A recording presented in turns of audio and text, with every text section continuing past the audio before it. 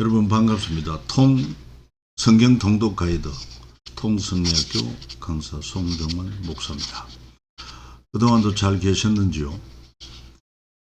지금 사진에 보이는 이 장면은 우리 진천 백곡면에 있는 백곡 저수지 석양 장면을 담았습니다.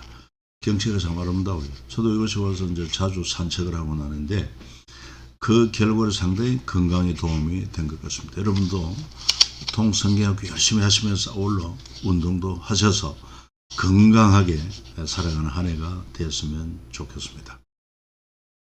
자, 오늘도 우리가 이어서 통성경 길라잡이 도표를 보면서 PPT를 보면서 강의에 나가도록 하겠습니다.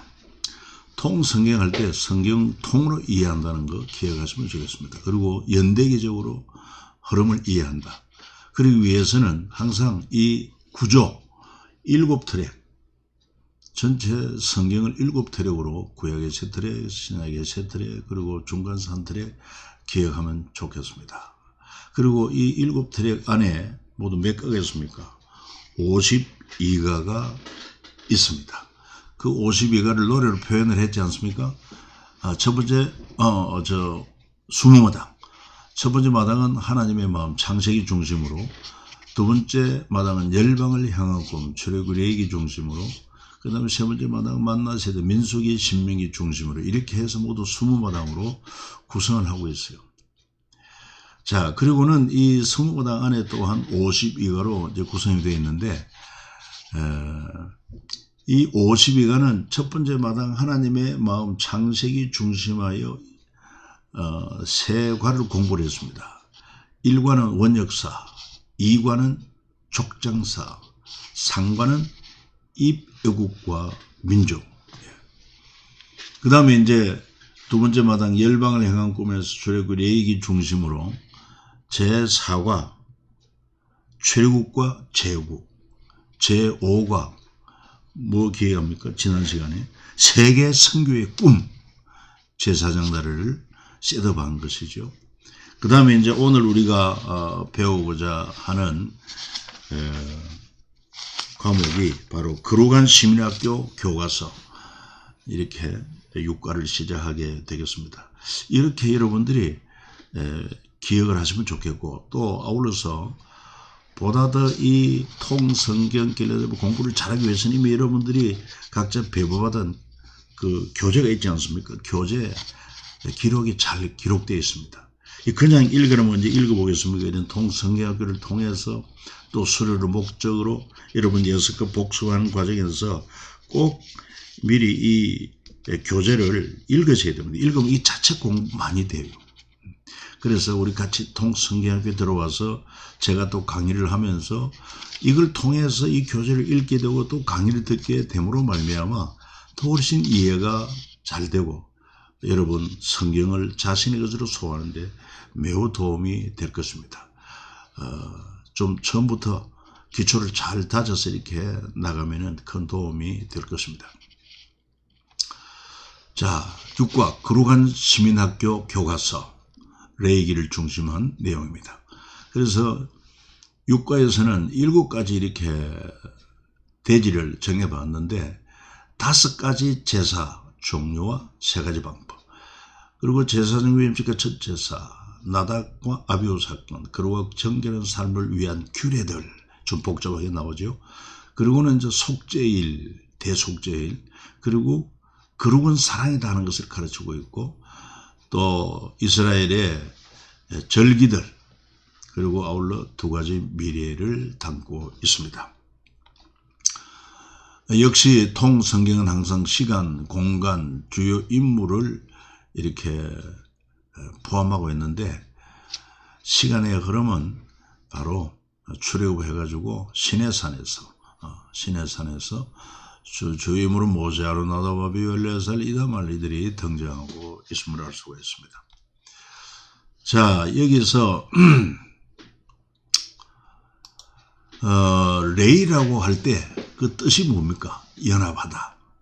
창세기 29장 34절에 나옵니다. 레아가 야곱에 낳은 셋째 아들 이름을 레이라 했는데 뜻은 연합하다. 그래서 하나님께서 레위 지파를 구별하여 성소에서 성결의 직분을 받게 하셨고, 레위 지파 중에서도 고핫 자손만이 제사장이 될 수 있겠습니다. 레위의 세 아들 있습니다. 그래서 그 세 아들 중에서도 고핫 자손.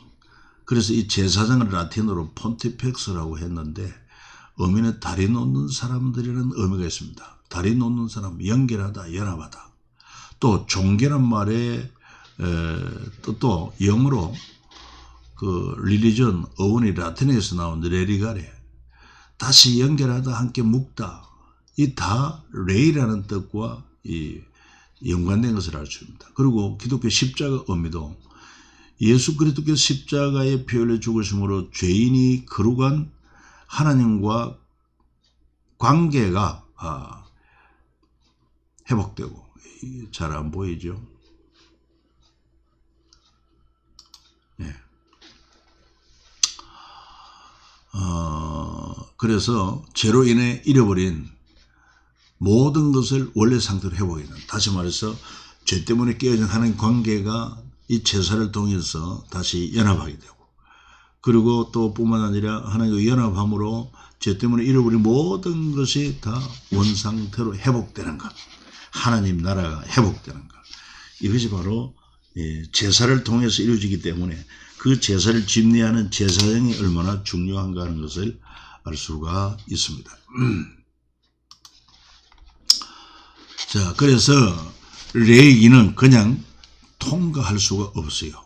왜냐하면 거룩한 시민학교 교과서요, 하나님이 우리를 사랑한다고 말씀하는 러브레타요, 레위기는 제사장 나라 교과서로서 매우 중요하다. 그래서 유대인들은 어린아이들이 레위기를 가장 먼저 가르쳤다고 합니다.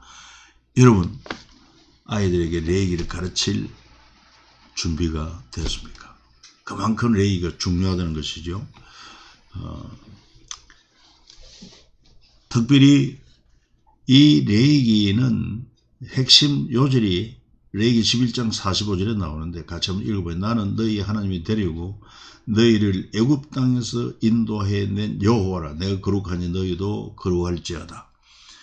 오늘 우리에게도 유효한 하나님의 말씀인 것입니다. 우리를 죄악된 세상에서 구원해 주신 구원자 하나님께서 거룩하시니 너희도 거룩하라.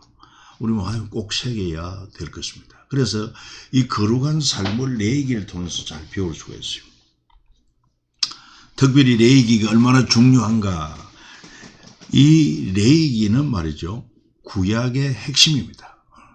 구약의 핵심이 레위기요, 모세오경 중심이 레위기입니다. 모세오경이라고 하면 창세기, 출애굽기, 레위기, 민수기, 신명기 가운데 그 중심이 바로 레위기. 도표도 그러네요. 또 구약의 핵심이 레위기인데 이것을 이렇게 설명을 하면 됩니다. 창세기는 레위기와 어떤 관계가 있느냐? 레위기 언약을 어떤 뭔가 기록했느냐? 바로 창조주 하나님과 언약을, 레위기 언약을 기록했다 하는 내용. 그 다음에 출애굽기는 뭡니까? 레위기 언약을 맺게 된 역사적 과정을 기록한 책이 출애굽기다. 그럼 민수기는 레위기 율법대로 사는 광야 훈련을 기록한 책이다.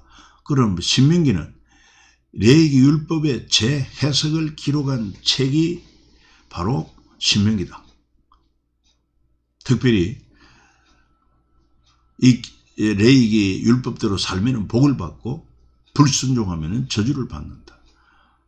그러면 구약의 역사서 12권과 레위기는 어떤 관계를 가지고 레위기 율법을 지키고 살았는지 그 역사를 기록한 책이 역사서다. 12권.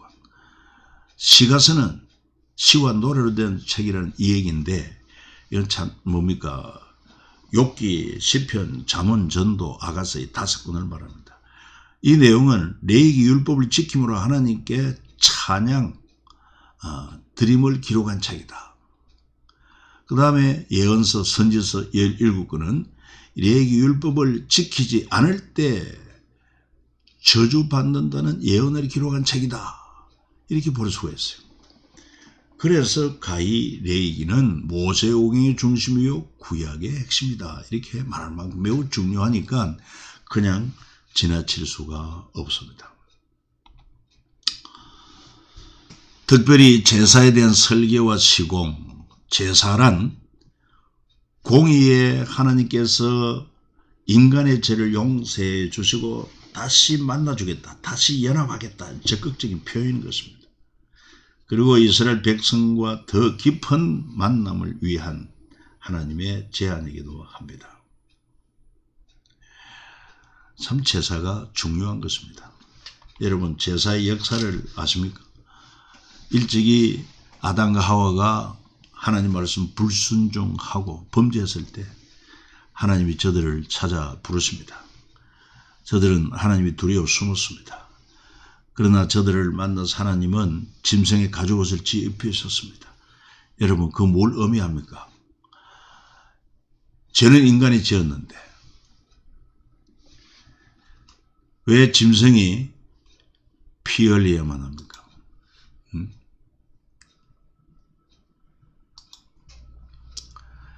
그 우리에게 주는 귀한 교훈이 있습니다.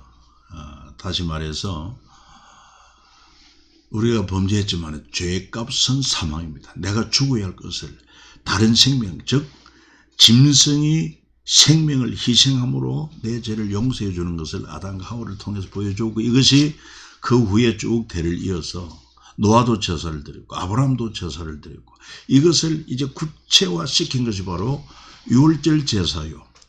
그 이후로 시내산에서 하나님께서 구체적으로 이제 5가지 제사를 가르쳐 주심으로 말미암아 이 제사가 이제 본격적으로 드려지게 되는 것을 알 수가 있습니다. 그래서 5가지 제사는 번제, 불로 태워서 제사를 드리는데 여러분 생명 있는 희생 제물을 잡아서 그 피를 흘려 죽임으로 말미암아 대속하는 것인데 이건 생명 헌신. 소제는 곡식가루의 기름과 향을 넣어 굽고 부치거나 삶아서 드리는데 제사를 하나님께 드리는 헌신의 의미로 제사는 헌신. 화목제물은 기름, 간, 콩팥 등 불사르고 나머지는 제사장 제물을 바치는 자가 먹는데 감사한 일이 있을 때 이웃과 나눠 먹게 하십니다. 그리고 속죄제, 죄를 속하는 제사로 제사 드리는 자가 제물에 안수하고 제사장은 제물의 피를 제단에 뿌림으로 죄가 속죄되었다 하는 것을 의미합니다. 속건제, 하나님의 것이나 이웃의 것에 해를 끼쳤을 때 5분의 1을 더해 바치고 보상하고 바치는 제사가 바로 속건제다. 여러분 번제, 소제, 화목제, 속죄제, 속건제 5가지 제사가 있었고 그 다음에 이 제사 드리는 방법에 이제 전제, 기름과 포도주를 붓는 그 다음에 요제 들어 올리고 거제 흔드는 뭐 이런 제사 방법도 있습니다. 이런 모든 제사가 이제 사실은 예수 그리스도의 십자가 희생으로 다 완성이 되었다고 하는데 우리는 또 얼마나 감사해야 될지 알 수가 없습니다. 그리고 화목제는 사람과 사람 사이 관계를 화목케 하는 제사다. 또 물론 하나님과의 화목도 포함되어 있죠. 특별히 감사함으로 드리는 화목제물의 고기는 드리는 그날에 다 먹으라. 조금이라도 이튿날 아직까지 두지 말아라. 그러나 그 예물의 제물이 서원이나 자원하는 것이면 그 제물을 드린 날에 먹을 것이고 남은 것은 이튿날에도 먹을 수 있다고 그랬습니다. 무슨 의미인지 다음 장면을 봅니다. 또 그 다음에 속죄제 제물은요 힘의 분량대로 드리게 하십니다. 기본적으로 속죄제는 어린 양이나 염소를 드리는데 가난하에 힘이 미치지 못하면 산비둘기나 집비둘기 2마리를 드릴 수 있습니다. 이것도 극빈하여 힘이 미치지 못하면 고운 가루, 곡식가루 10분의 1 에바로 이렇게 제사할 수 있도록 한 것을 볼 수 있습니다. 하나님은 이렇게 우리 형편과 처지를 아시는 자비하신 하나님이신 것을 알 수 있어요. 그래서 많이 맡은 자는 많이 찾고 적게 맡은 자는 적게 찾으신다. 여러분 그렇습니다. 우리가 뭐 여러 가지 또 지식이나 그 다음에 또 재능이나 물질이나 시간이나 많이 맡은 것이면 하나님께서 많이 요구하신다고 하는 것을 알고 하나님께 바치고 드리기에 우리는 주저해서는 안 될 것입니다. 그 다음에 제사장 위임식과 첫 제사가 나옵니다. 제사장 위임, 이거는 반드시 아론과 그 아들들, 고아 자손들만 됩니다. 제사장의 중요한 사명이 뭡니까? 매일 지정된 향을 드리고 제사를 집례하는 자로 백성을 데리고 하나님 앞에 서야 합니다. 그런데 제사장 복장이 참으로 화려한 것을 알 수 있습니다. 금관으로 된 제사장의 모자, 그리고 화려한 애복과 그 다음에 보석 흉패, 그리고는 또 속옷, 매우 화려한 복장이었습니다. 이것을 돈으로 환산해도 매우 값비싼 그런 의상으로 아마 현재도 당시 대제사장이 입었던 이 의복 가치와 비교할 만한 그런 의상은 없을 것입니다. 그러면서도 입어야 할 그런 예복이며 또 제사를 집례하는 작업복이라도 할 수 있습니다. 특권과 사명의 상징이기도 한 것입니다. 오늘 우리 교회마다 담임 목사님 많은 성도들로부터 존경과 사랑을 받습니다. 대접도 받습니다. 그런가 하면 아울러 그가 맡은 사명 중차대야 합니다. 진리의 말씀을 선포하고 말씀을 바르게 가르치고 또 성도들을 진리의 삶을 살도록 인도하고 기도하고 얼마나 많은 수고가 따라야 하는지 모릅니다. 그런가 하면 여러분 보십시오. 이 제사장은 반드시 그 고아 자손들 아론과 그 아들들만이 될 수가 있었어요. 그런데 신약에 와서는 예수 그리스도가 대제사장이고 그를 믿는 우리 모두가 다 제사장이 된 것. 베드로전서 2장 5절 9절에 잘 나오고 있습니다. 그럼 제사장, 신약시대 제사장 된 우리의 역할이 무엇인가? 사실은 구약의 모든 제사 그리고 제사장 역할은 예수 그리스도께서 짐승이 아닌 자기 생명들은 피를 흘리고 죽으심으로 제사를 단번에 완성했습니다. 단번에 속죄를 이루었습니다. 그리고 하늘나라 지성소로 들어가신 것 아닙니까? 그로 말미암아 예수 그리스도를 믿는 우리 모두가 다 거룩한 제사장, 왕같은 제사장이 된 것입니다. 우리도 정말 하나님 앞에 존귀한 그런 제사장으로서 이 직분이 얼마나 존귀한지 알아야 할 것이고 아울러 또 제사장으로서 바른 제사를 드려야 되는 무엇보다도 우리 몸으로 산 제사를 드려야 됩니다. 우리의 몸을 통해 우리의 삶을 통해서 하나님 기뻐하시는 거룩한 산 제사 뭐 공예배는 말할 것도 없고 그리고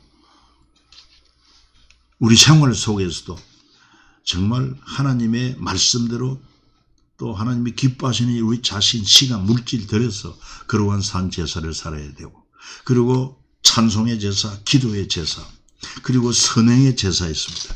무엇보다도 중요한 복음의 제사장으로서 믿지 않는 이방인들에게 복음을 전하고 물론 복음을 전하는 것이 말로만 아닙니다. 사랑을 베풀고 또 서로 좋은 관계를 맺고 하면서 복음을 전해서 그로 주님 앞으로 인도할 때 이 이방인을 제물로 하나님 앞에 드리는 이것이 바로 제사장의 가장 핵심되는 의미라 그렇게 볼 수가 있어요. 이 제사장, 거룩한 제사장, 왕같은 제사장 사명을 잘 감당해서 하나님 앞에 큰 상을 받는 우리가 되기를 바라는 것입니다. 그런데 이 제사장도 중요하지만은 제사장의 직무를 잘못 감당할 때 하나님이 징계하십니다. 그것이 바로 오늘 여기 나오는 아론의 큰아들 나답 둘째 아들 아비후가 잘못된 제사를 드림으로 죽게 됩니다. 그래서 자기 항로에다가 하나님이 명령하지 아니한 다른 불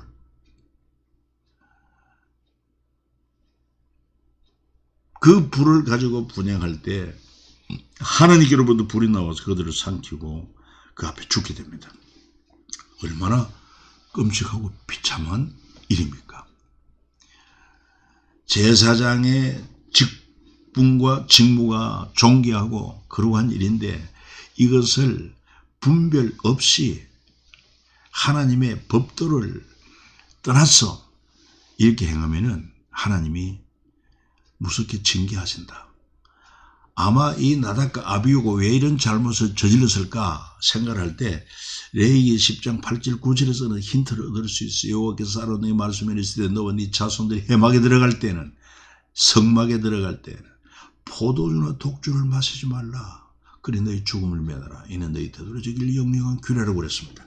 그러니 아마도 이 나답과 아비후가 하나님 앞에 제사 들어갈 때 이것 때문에 술 취한 것 같아요. 그리고 분별 없이 하나님 명하지 아니한 다른 불을 막 그냥 뭐 부리면 되지 하고 이렇게 그만을 떨다가 하나님이 불로 쳐서 죽게 한 것을 알 수 있어요. 그러니까 오늘 우리 제사장 된 우리도 먹지 말아야 할 것, 특별히 술 취해서는 안 된다 하는 것을 꼭 명심을 해야 되겠습니다. 그리고는 거룩하고 정결한 삶을 위한 규례들을 레위기에서 잘 설명하고 있는데 특별히 레위기에서 여러 가지 규례 가운데 뭡니까? 레위기 11장 같은 경우에는 음식, 정한 음식, 부정한 음식 먹어도 되고 먹지 말아야 될 거. 그래서 레위기 11장을 젓가락처럼 생겼다 해서 젓가락장이라고도 얘기를 합니다. 젓가락으로 음식을 구별하자. 이러한 신앙이 다니엘까지도 이어져서 다니엘이 바벨론 포로로 잡혀갔고 그가 제주와 총명이 있어서 궁궐에서 양육을 받을 때 바벨론 왕이 내리는 기름진 진미를 먹게 됩니다. 그러나 그것을 알고 보니까 바로 바벨론의 우상 마르둑의 제물이었던 것을 알고는 하나님 앞에 내가 이 제물 음식을 먹음으로 내 자신을 드리지 않겠다. 그래서 뜻을 정하고 결단한 것을 알 수 있어요. 또 여기 빠졌습니다. 레위기 12장에는 여러분 교재에 나옵니다. 산후조리.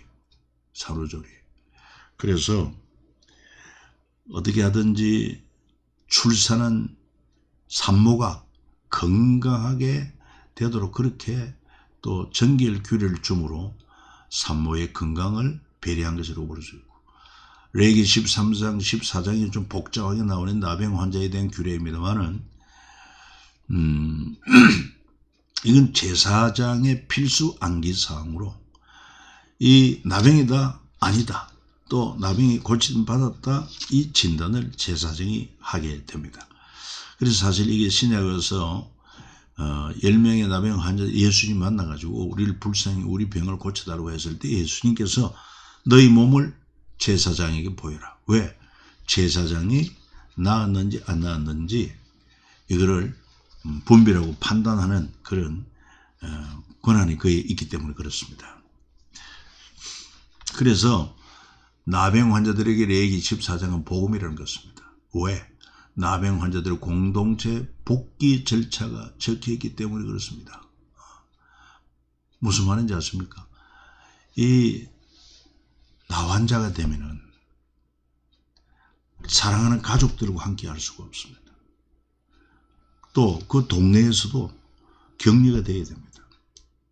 그리고 또 뿐만 아니라 어쩌다가 건강한 사람 만나게 되면은 입술을 가리고 나는 부정한 자요 외쳐야 됩니다. 왜냐하면요, 이 나병이라고 하는 것은 전염병은 유전병은 아닙니다.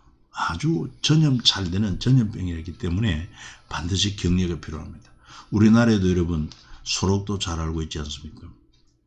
일제 때부터 있었는데 그 모든 나환자들을 그곳에 수용을 시키면서 치료도 하곤 했습니다. 그러면은 나병에 걸리면은 부부라도 헤어져야 됩니다. 자식이라도 부모 헤어져야 됩니다. 친구 헤어져야 됩니다.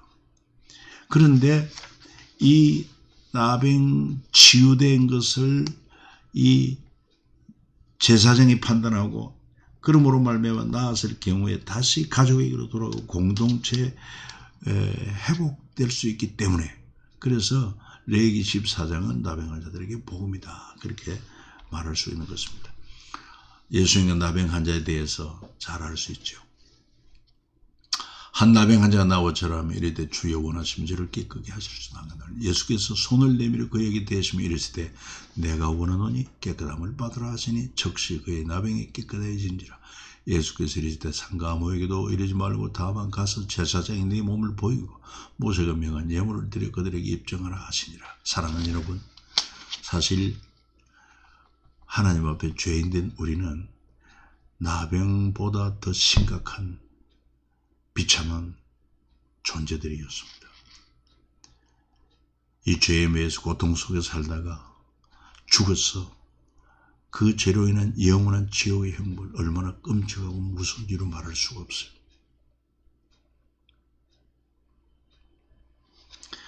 죄를 나병보다 더, 암보다 더 무서워하는 그런 우리 자세를 가져야 될 것입니다. 그리고 특별히 레위기를 통해서 거룩을 주님이 강조하고 있습니다만은 거룩은 또한 사랑이다.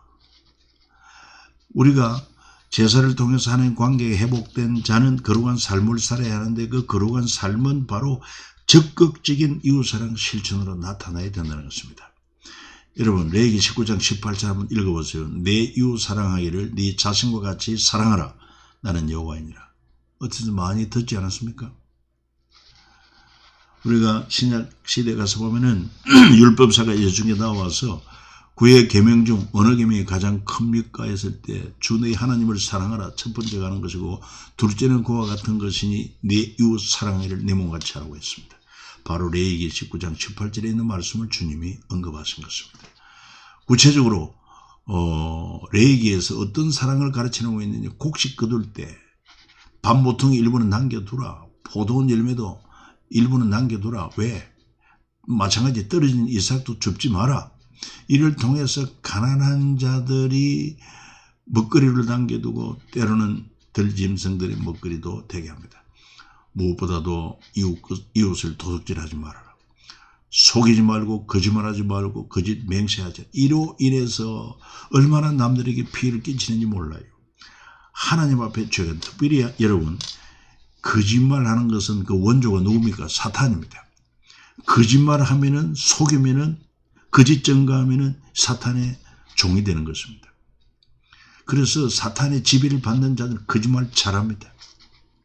공산주의자가 거짓말로 속입니다. 무신론자가 거짓말로 속입니다. 왜냐하면 사탄의 지배를 받기 때문에 그렇습니다. 그래서 하나님은 계시록 21장에 거짓말하는 자들은 유황과 불로 타는 곳에 던져지리라. 그렇게까지 말씀하지 않습니까? 거짓말한 거 있으면 회개하십시오. 예수의 보혈로만 씻을 수 있습니다. 그리고 품꾼의 삭슬 체납하지 말아야 됩니다. 장애인들 존중해야 합니다. 그 외모보다도 그 영혼의 가치를 알고 존중해 줘야 됩니다.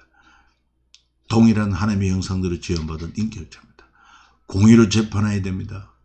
가난한 자라고 편들지 말고 세력 있는 자라고 두둔하지 말아야 됩니다. 타인 비방하는 것을 금해야 됩니다. 우리 남말하기 좋아하죠. 네, 이런 우리가 혹시 이야기 듣는 가운데 상대방이 뭐 남에 대한 비방을 많이 하면은 화제를 돌리시기 바랍니다. 특별히 적극적으로 자신이 남을 비방하는 말을 하지 말아야 됩니다. 형제를 마음으로 미워하지 말아야 되고 노인을 공경하라고 말합니다. 오늘 이 시대는요, 노인 공경하지를 않습니다. 참 큰 문제지요. 그러나 우리 거룩한 하나님의 백성들, 거룩한 천국 시민 우리는 하나님의 말씀대로 노인을 공경하는 이런 삶을 살아야 됩니다.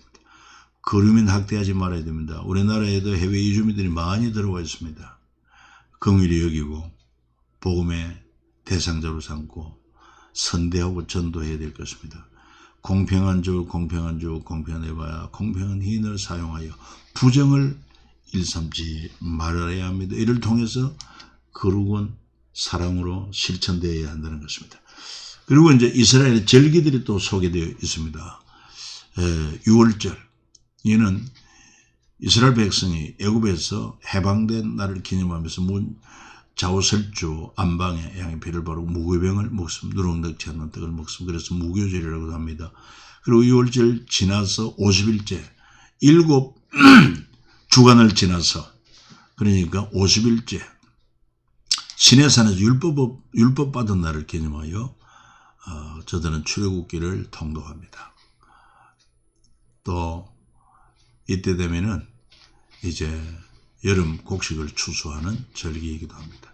나팔절, 한 해 첫날을 선포하는 양의 뿔나팔을 불고 꿀빵도 먹습니다. 속죄일, 7일 10일 대속죄일 하루 종일 금식하고 죄를 고백합니다.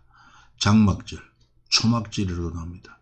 이스라엘 백성이 광야 40년 동안 그 천막 속에 지냈던 삶을 회상하면서 종려나무, 포도나무, 장막 짓고 그 안에 한 주간을 지냅니다.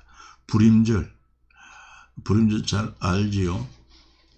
파사 제국 아래에서 하만의 계기로 이스라엘 모두가 도륙을 당할 수밖에 없는 그런 상황 가운데 특별히 하나님의 에스더를 통해서 모르드기를 통해서 역전을 시켰어. 그 대적 하만을 다 멸하고 그래서 그날은 에스더를 읽고 또 선물을 주고받고 가난한 사람을 구제하는 이런 절기. 이 절기는 의미도 알게 하고 아울러 하나님 앞에 감사하게 하는데 목적이 있습니다. 우리 신약에 와서도 구약 절기와는 다르지만 비슷하게 첫 번째는 이제 신년 감사 그리고는 사월 부활절 부활 감사, 그 다음에 여름 곡식을 거두고 맥주 감사, 1년 연중 곡식 갈거짓 다 하고 추수 감사, 그리고 이제 묵은 해를 보내고 새해를 맞이하면서 주님이 오신 성탄절 감사. 그렇죠. 그래서 이렇게 나름대로 신약에 와서도 4대 절기를 크게 지키고 있는데 중요한 목적은 뭐냐? 의미를 알고 하나님 앞에 감사하게 하는 감사에 홀리는 것입니다. 레위기 결론입니다. 26장에 기록되어 있습니다. 같이 한번 읽어보겠습니다. 하나님의 규례와 계명 준행하는 각 사람에게는 땅에 산물이 풍성해지는 복과 나아가 국가 사회적으로도 안정과 평화의 복을 주십니다. 또 하나님께서는 이스라엘 백성이 하나님을 바로 섬길 때 번성케 하고 창대케 하시고 그 어떤 대적도 능히 물리칠 수 있게 하십니다. 그러나 하나님을 경외하지 않고 계명을 준행하지 않은 자는 그 수고를 헛되게 하고 대적의 침략에 멸망당할 것임을 경고하고 있습니다. 우리는 이 점을 기억해야 하겠습니다. 마지막으로 이제 출애굽 세대와 만나 세대. 출애굽 세대는 첫 번째 6월절을 통해서 애굽에서 해방되고 그리고 가데스 바네아까지 이들을 출애굽 세대라고 총 20세 이상 장정 60만 3,550명. 그 다음에 만나 세대, 이제 우리가 민수기를 통해서 이제 다음 거에 배울 것인데 가데스 바네아에서부터 가나안 정복 약속의 땅 입성까지 그 세대들 조금 출애굽 세대보다는 조금 줍니다. 60만 1,730명. 이런 내용으로도 우리가 구별하여 살펴볼 수가 있을 것입니다. 여러분 또 수고하셨습니다. 계속해서 여러분 잘 공부해 주시면 좋겠습니다. 서두에도 말씀드린 것 같습니다. 교재 참 잘 되어 있습니다. 교재를 먼저 예습도 하고 제 강의를 들으시면 좋겠고, 저는 전체를 여러분들한테 다 소개를 못하기 때문에 여러분들 하여금 어떻게 하든지 통성경 이 길라잡이를 통해서 공부하게 하고, 저는 이 인도자를 리드하는 역할에 불과하기 때문에 여러분들이 좀 수동적이 되고 좀 더 능동적으로 그렇게 해서 따라오시면 큰 유익이 있을 줄 압니다. 수고 많았습니다.